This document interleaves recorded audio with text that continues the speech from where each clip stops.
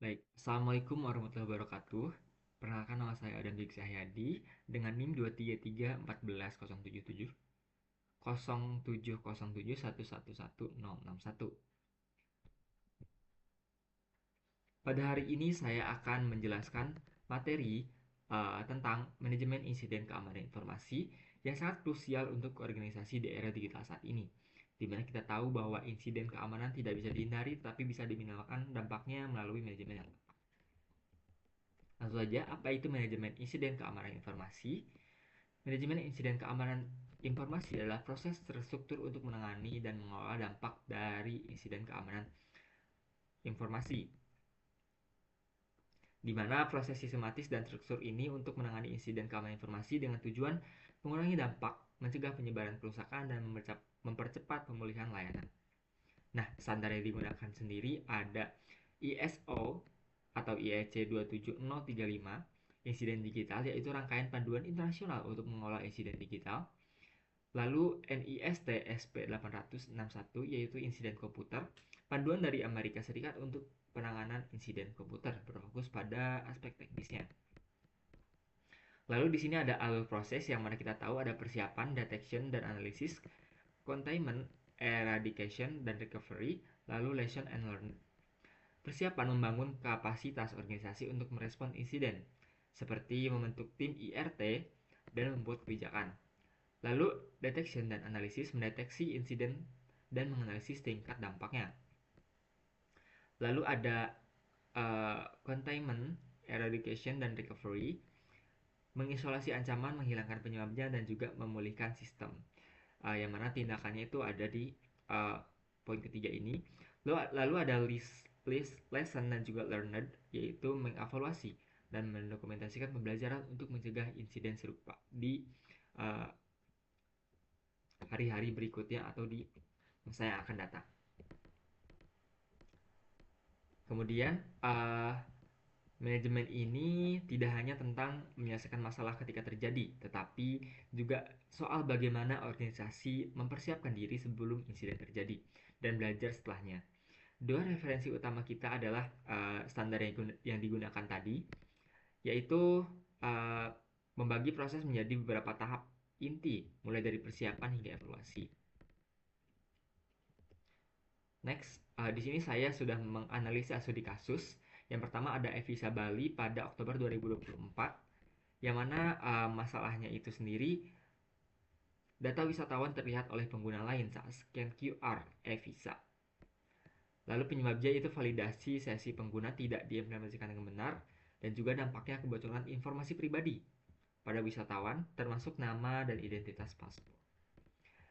Kemudian untuk tindakannya yaitu audit dan juga perbaikan autentikasi, yaitu menonaktifkan sementara sistem e-visa. Kemudian ada audit sistem untuk mengecek sistem kebocoran juga. Lalu ada implementasi session token dan juga otorisasi pengguna permintaan. Lalu ada QA yang insiden ini menunjukkan betapa pentingnya pengelolaan sesi pengguna karena tidak ada mekanisme validasi sesi yang benar. Pengguna dapat melihat data orang lain. Pemerintah segera menonaktifkan layanan e-visa dan melakukan audit menyeluruh. Lalu memperbaiki arsitektur sesi dengan pendekatan yang lebih aman seperti token yang unik dan terenkripsi. Kemudian pada studi kasus kedua yaitu ransomware PDN pada Juni 2024.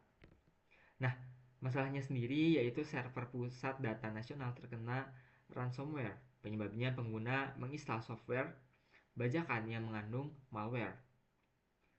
Nah, dampaknya sistem layanan PDN lumpuh dan juga risiko kehilangan data itu tinggi. Tindakannya itu isolasi server, pemulihan data dari backup, larangan instalasi bajakan, dan juga pelatihan keamanan digital. Meliputi memutus jaringan server dari internet dan juga recovery dari backup yang telah diamankan, dan juga edukasi pegawai tentang bahaya software ilegal, dan juga pengaktifkan sistem whitelisting aplikasi. Insiden ini mencerminkan bagaimana pentingnya kebijakan penggunaan perangkat lunak yang sah Seorang pegawai secara tidak sadar juga menginstal aplikasi bajakan yang membawa malware dan ransomware menyebar dengan cepat. Tim IT juga segera menonaktifkan sistem, memulihkan data dari backup, dan juga memperketat kebijakan instansi software. Kemudian pada studi kasus ketiga yaitu Tokopedia pada Mei 2020. Masalahnya hacker melakukan data scraping melalui API publik. Penyebabnya kurangnya batasan pada API, rate limit, otorisasi, dan juga logging. Dampaknya 91 juta akun pengguna terekspos, sebagian dalam format plain text. Nah, tindakannya sendiri yaitu penerapan rate limiting dan juga autentikasi API, penguatan sistem enkripsi untuk data pengguna, penambahan monitoring, dan audit API secara berkala. Nah, pada kasus ini meskipun API publik seharusnya terbuka, namun tetap harus memiliki keterbatasan. Serangan scraping ini mengekstrak data pengguna secara masif. Perusahaan segera menambahkan autentikasi dan juga enkripsi menyeluruh dan juga mengimplementasikan rate limiting untuk mencegah scraping otomatis. Kemudian ada SOP penanganan insiden. Yang pertama, SOP penanganan insiden yaitu detection. Pada insiden detection ini, IDS mendeteksi pola trafik abnormal, misalnya protokol SMB berlebihan. Sistem otomatis mengirim notifikasi ke security engineer atau alert central ke engineer. Yang kedua ada incident notification, yaitu operator melaporkan ke incident response koordinator atau IRC. IRC menginformasikan ke tim IRT melalui securing messaging atau helpdesk. Kemudian yang ketiga ada incident triage, yaitu insiden dikategorikan berdasarkan dampak dan urgensi. Server PDN Zone 1 dan juga 2 teridentifikasi sebagai area terdampak.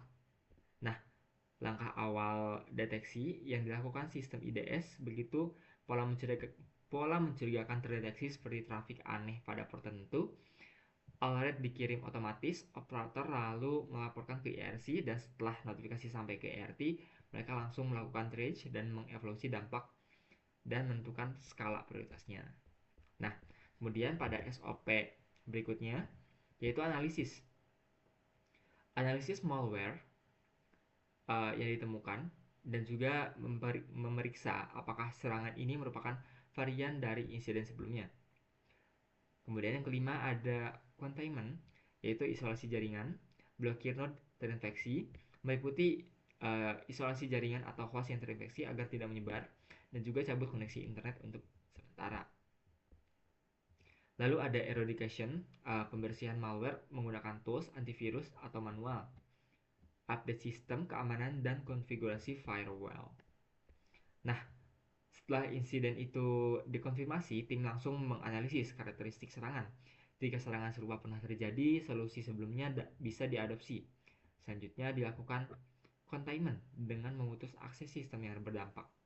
Terakhir, eradication memastikan semua ancaman hilang, termasuk dengan update sistem dan juga firewall itu sendiri. Nah, berikut SOP penanganan insiden selanjutnya, yaitu yang ketujuh ada recovery. Sistem dikembalikan dari backup offline atau time step sebelum insiden. Lalu verifikasi integritas menggunakan SHA 256 Sketch Home. Yang kedelapan ada reporting, dokumentasi lengkap insiden dan langkah mitigasi. Lalu simpan log dan forensic snapshot ke repositori internal. Lalu yang kesembilan ada listen and learn, yaitu SOP dan kebijakan diperbarui berdasarkan temuan insiden. Edukasi kepada karyawan mengenai kesalahan atau celah. Nah, setelah sistem dibersihkan, tahap recovery itu sendiri, backup yang valid dari hari sebelumnya digunakan untuk menghindari reinfeksi. Selanjutnya dokumentasi penting seperti forensic snapshot disimpan. Lalu terakhir dilakukan evaluasi menyeluruh untuk memperbarui SOP dan mendistribusikan pembelajaran kepada seluruh karyawan. Nah, berikutnya ada perbandingan ISO dan juga NIST, yang mana ISO sendiri yaitu merupakan standar internasional fokus organisasi digital. Kemudian untuk NIST yaitu panduan Amerika Serikat, fokus kepada teknis komputernya saja. Nah, untuk ISO itu ada 5 tahap dan juga NIST itu ada 4 tahap. Nah, keluarannya yaitu SOP tim, struktur tim, dokumentasi, dan juga rekomendasi-rekomendasi peningkatan. Lalu ada uh, kesimpulannya, baik ISO maupun NIST adalah standar yang sangat kredibel. ISO lebih menyeluruh dalam pendekatan manajerial, sedangkan NIST sangat teknis dan juga sistematis. Pilihan standar bergantung pada jenis organisasi dan juga cakupan sistem yang akan dilindungi. Kemudian sebagai penutup dan juga rekomendasi dari saya, yaitu bentuk tim IRT lintas divisi, IT, legal dan juga komunikasi, dokumentasikan insiden dan pelajari polanya, evaluasi dan perbarui SOP secara berkala, lakukan pelatihan kesadaran keamanan untuk semua staf. Nah, manajemen insiden yang efektif membutuhkan sinergi antar divisi, bukan hanya IT, tapi proses dokumentasi dan juga evaluasi juga tidak boleh dilewatkan. Dengan begitu, setiap insiden menjadi pelajaran untuk mencegah insiden-insiden berikutnya. Baik, sekian. Terima kasih atas perhatiannya. Uh, Sekian presentasi dari saya. Terima kasih telah uh, menyempatkan waktu untuk mendengarkan video presentasi saya. Terima kasih. Wassalamualaikum warahmatullahi wabarakatuh.